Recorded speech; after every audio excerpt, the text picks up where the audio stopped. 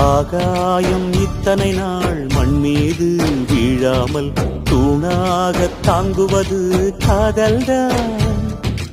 ஆண்டாண்டு காலங்கள் பூலோகம் பூக்க அழகான காரணமே காதல்தான். பஞ்சபூதங்கள் யாவும் காதலின் அடிமை, நாட்கள் 7 காதலின் கிழமை, 9 கோள்களும் காதலை சுற்றி வரும். மரம் ஏற ஏணியை தந்தால் மலையில் ஏறி கொடியேற்றும், குண்டூசி கையில் தந்தால் கிணறே தோண்டிவிடும். வெறுங்கல்லை வைரக்கல்லாய் காதல் பார்வை மாற்றிவிடும், வெந்நீரில் விட்டால் கூட காதல் மீன் நீந்தும்.